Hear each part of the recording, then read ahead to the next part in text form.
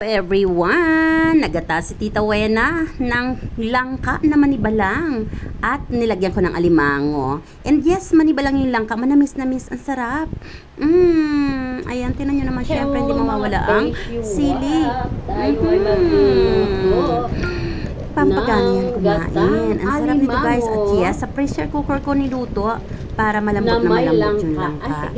Ayan, nakita nyo, ang sarap yan guys. Ano ba yan, Tita Wena? Maling naman. At syempre, ayan. At syempre, kakaiba ako magluto. kunting luya. Ayan, lalambot ko muna yung langka. Yes, na prito. With alimango. Saka ako Mas nagisa malasa, ng diba? luya, bawang, at And sibuyas. Ayan, dapat pritong-prito. Ilalagay ko yan sa ibabaw. Ayan. lalagay Pagkalagay ko natin niyan, dito. saka ako maglalagay ng paminta.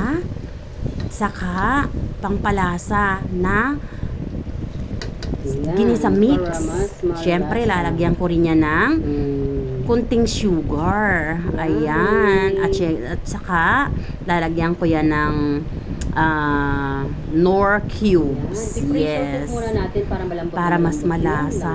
Ayan, guys. So, yan. Ganyan din ba kayo? Kasarap magluto ng alimango. Sobrang sarap nito. Sinabay ko na yung alimango. Talaga namang matatanggal ang stress at Para pagod mo sa buhay. Mabilis tayong Ayan. Malapit na yan habang nagluluto nga ako. I'm so excited. Sarap! Yes, ayan. At naglalagay na nga tayo dito ng gata. Tatang gata. Ito yung pangalawang gata, guys. Yes, ito yung Gatang alimango. liputok. Ang Sa tawag langka. din namin dito sa Quezon. Or Yummy kakang gata. dabadu. No? Yung sulfur concentrated. Ayan. At yung unang gata ay nilagay natin kanina. Yummy. Yun ang nagluto sa kanya. Ng Yes. ating Ayan, gatang sarap guys. langka. Tingnan nyo naman. Oh. Sa alimango. Naninilaw yung langka. Look at Ang sarap that. yan.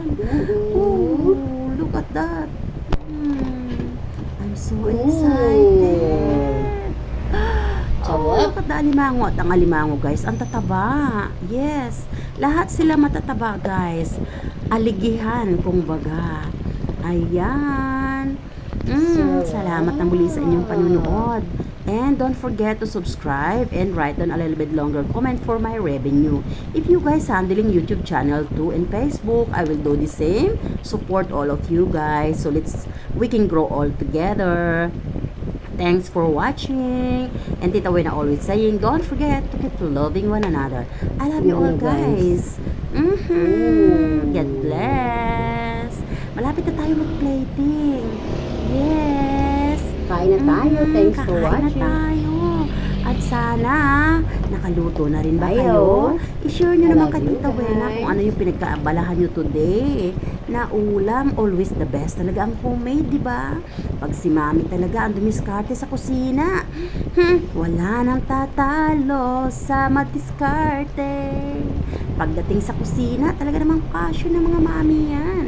Kahit ano lang, pero ang outcome niyan, masarap talaga. Yes, syempre pa. Yan ang talent ng mga mami pagdating sa kusina. Okay, so let's plating time.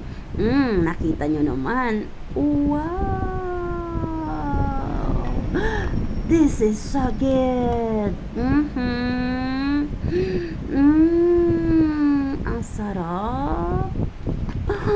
Oh, I'm excited.